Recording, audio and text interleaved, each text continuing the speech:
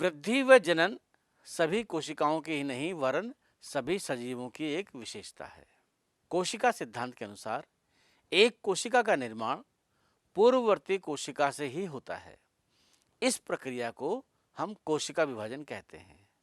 सभी कोशिकाएं दो भागों में विभाजित होती हैं, जिसमें प्रत्येक पैतृक कोशिका विभाजित होकर के दो नई संतति कोशिकाओं का निर्माण करती हैं।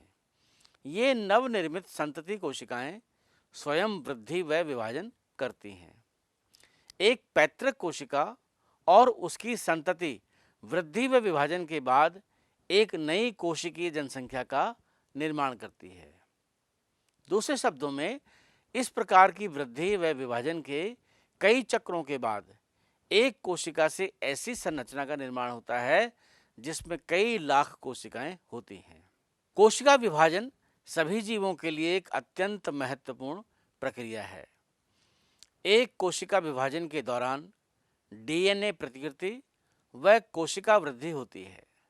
ये सभी प्रक्रियाएं जैसे कोशिका विभाजन, डीएनए प्रतिकृति और कोशिका वृद्धि एक दूसरे के साथ समायोजित होकर के इस प्रकार संपन्न होती हैं कि कोशिका विभाजन सही होता है और संतति कोशिकाओं में इनकी पैतृक कोशिकाओं वाला जीनोम होता है।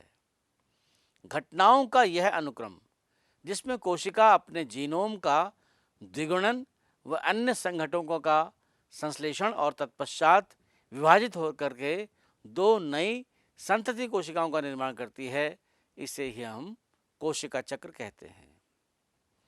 यद्यपि कोशिका वृद्धि कोशिका द्रव्य वृद्धि के संदर्भ में एक सतत प्रक्रिया है, जिसमें डीएनए का संश्लेषण कोशिका चक्र की किसी एक विशिष्ट अवस्था में होता है।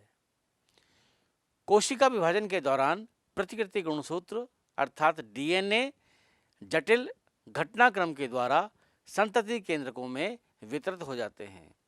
ये सारी घटनाएं आनुवंशिक नियंत्रण के अंतर्गत होती हैं। स्क्रीन पर दिखाए गए चित्र को आप ध्यान से देखिए। एक विशुद्ध यूकैरियोटिक कोशिका चक्र का उदाहरण मनुष्य की कोशिका में सूत्री विभाजन है, जिसमें कोशिका संवर्धन सूत्री विभाजन द्वारा होता है तथा कोशिका लगभग प्रत्येक 24 घंटे में विभाजित होती है। यद्यपि कोशिका चक्र की यह अवधि एक जीव से दूसरे जीव एवं कोशिका से दूसरी कोशिका प्रारूप के लिए बदल सकती है। उदाहरण के लिए, यीस्ट के कोशिका चक्र के पूर्ण होने में लगभग 90 मिनट लगते हैं। पुनः स्क्रीन पर दिखाए गए इस चित्र को आप ध्यान से देखिए। कोशिका चक्र की दो मूल प्रावस्थाएं होती हैं। पहली अंतरावस्था, जिसे हम इंटरफेज कहते हैं, और दूसरी एम प्रावस्था, जिसको हम माइटोसिस फेज कहते हैं। सूत्री विभाजन अर्थात एम अवस्था उस अवस्था को व्यक्त करता है जिसमें वास्तव में कोशिका विभाजन या समसूत्री विभाजन होता है, और अंतरावस्था दो क्रमिक एम प्रावस्थाओं के बीच की ही प्रावस्था को व्यक्त करता है। विद्यार्थियों, ये ध्यान देने योग्य महत्व की बात है कि मनुष्य की कोशिका के औसतन अवधि 24 घंटे की कोशिका चक्र में कोशिका विभाजन सिर्फ लगभग 1 घंटे में पूर्ण होता है, जिसमें कोशिका चक्र की कुल अवधि की 95% से अधिक की अवधि अंतरावस्था में ही व्यतीत होती है। एम प्रावस्था का प्रारंभ केंद्रक के विभाजन अर्थात कैरियोकाइनेसिस से होता है, जो कि संगत संतति गुणसूत्र के पृथक्करण सूत्री विभाजन के समतुल्य होता है। इसका अंत कोशिका द्रव्य विभाजन अर्थात साइटोकाइनेसिस के साथ ही होता है। अंतरावस्था को विश्राम प्रावस्था भी कहते हैं। यह वह प्रावस्था है जिसमें कोशिका विभाजन के लिए तैयार होती है तथा इस दौरान क्रमबद्ध तरीके से कोशिका वृद्धि व डीएनए का प्रतिकृतिकरण दोनों ही होते हैं। अंतरावस्था को 3 प्रावस्थाओं में विभाजित किया गया है। पहला पश्चसूत्री अंतरकाल प्रावस्था, जिसको हम जीवन फेज कहते हैं। दूसरी संश्लेषण प्रावस्था, जिसको एस फेज कहते हैं। और तीसरी पूर्व सूत्री विभाजन अंतरकाल प्रावस्था अर्थात G2 फेज कहते हैं। स्क्रीन पर दिखाए गए चित्र को ध्यान से देखिए।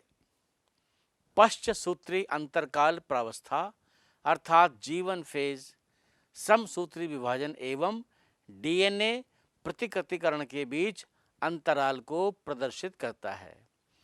जीवन प्रावस्था में कोशिका उपापचयी रूप से सक्रिय होती है एवं लगातार वृद्धि करती है, परंतु इसका डीएनए प्रतिकृति नहीं करता है। एस फेज या संश्लेषण प्रावस्था के दौरान डीएनए का निर्माण एवं इसकी प्रतिकृति होती है। इस दौरान डीएनए की मात्रा दुगनी हो जाती है। यदि डीएनए की प्रारंभिक मात्रा को 2C से चिन्हित किया जाए तो यह बढ़कर के 4C हो जाती है। यद्यपि गुणसूत्र की संख्या में कोई वृद्धि नहीं होती है। यदि G1 प्रावस्था में कोशिका द्विगुणित है अर्थात 2N गुणसूत्र है, तो S प्रावस्था के बाद भी इसकी संख्या वही रहती है जो G1 अवस्था में थी अर्थात 2N ही होगी। प्राणी कोशिका में S प्रावस्था के दौरान केंद्रक में डीएनए का जैसे ही प्रतिकृतिकरण प्रारंभ होता है, वैसे ही तारक केंद्र का कोशिका द्रव्य में प्रतिकृतिकरण होने लगता है। कोशिका वृद्धि के साथ सूत्री विभाजन हेतु G2 प्रावस्था के दौरान प्रोटीन का निर्माण होता है। प्रौढ़ प्राणियों में कुछ कोशिकाएं विभाजित नहीं होती हैं, जैसे हृदय कोशिका और अनेक दूसरी कोशिकाएं यदाकदा विभाजित होती हैं। ऐसा तभी होता है जब क्षतिग्रस्त या मृत कोशिकाओं को बदलने की आवश्यकता होती है। ये कोशिकाएं जो आगे विभाजित नहीं होती हैं, G1 अवस्था से निकल करके निष्क्रिय अवस्था में पहुंचती हैं, जिसे कोशिका चक्र की शांत अवस्था या G0 कहते हैं। इस अवस्था की कोशिका उपापचयी रूप से सक्रिय होती है, लेकिन ये विभाजित नहीं होती है। इनका विभाजन जीव की आवश्यकता अनुसार होता है।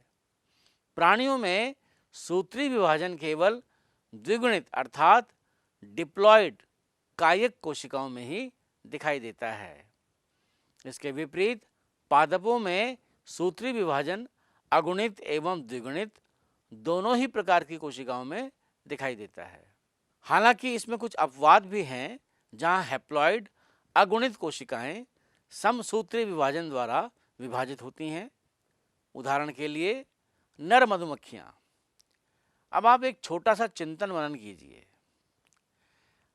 पहले से पढ़े हुए पादपों में पीढ़ी एकांतरण के उदाहरणों को याद करते हुए ऐसी पादप जातियों और अवस्थाओं की पहचान करें जिनमें अगुणित कोशिकाओं में सूत्री विभाजन दिखाई पड़ता है। इन्हें आप अपनी अभ्यास पुस्तिका में लिख सकते हैं। प्रिय विद्यार्थियों, आप प्याज की जड़ की शीर्ष पर पाई जाने वाली कोशिका में सूत्री विभाजन का अध्ययन तो कर ही चुके होंगे। इसकी प्रत्येक कोशिका में 16 गुणसूत्र होते हैं।